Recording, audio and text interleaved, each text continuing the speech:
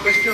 Attorney, gusto ko yung naging takbuhan ng mahigit 7 oras na pananatili po ng 18 sundalo, mga Vicente. Ang na-observe ko po ay very exhaustive yung mga pagtatanong ng mga investigators. At sinagot naman lahat nila.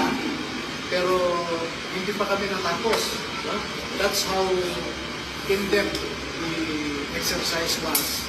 So, hihintayin namin ulit yung schedule na sasabihin ng NBI para sa continuation. Sir, ang sabi po, meron po mga ilang natapos na at yung iba po ay pinitbahan na po ng ilan sa 18 Marines. Pero meron pong iba na hindi po pumirma. Bakit po gano'n? Hindi, actually, hindi pa kasi tapos yung proseso. May mga pumirma, pero meron pang supplement na mga katanungan. So, parang hindi pa kontento yung mga investigators. Kaya babalik pa kami. Buo po kayong babalik, sir? 18 po kayong babalik next time? Oo, hindi pa nila masabi kung kailan. No? So, hinintayin lang po namin yung isang pila nila. Okay? Attorney, bali lahat ng 18 sumalang sa one-on-one interview, bali nakulangan lang sa sagot yung NBI, kaya ipapatawag na rin Hindi naman nakulangan ng sagot, pero hindi pa tapos yung pagtatanong nila.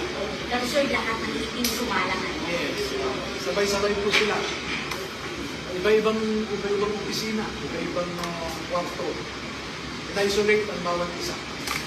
So ano yung initial assessment na ng NBI na mga identification card pa lang kung meron tayo or even pictures na? Kasi sabi mo di ba wala na si Sarah po dito sa Philippines, so mahirap na kumuha ng certificate of employment.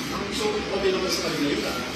Ano yung initial na reaction? Yun yung isang hurdle namin dahil yung contract, certificate of employment, mahirap nakakuha dahil wala na si Saldico. So yung ID naman nila ay kinonfiscate noong na-terminate sila last December 30, yung iba January 18. Pero may mga ipinakita kami ibang mga pruweba na empleyado talaga sila ni Saldico. Halimbawa, yung mga litrato, nakasama nila si Saldico, may mga resibo na pagbili nila ng mga maleta na nakapangalan kay Saldico. Mga ganun po, no? Iba-ibang, kaya mahaba po yung naging proseso dahil hinihimay-himay ng mga investigators yung iba't ibang mga issue.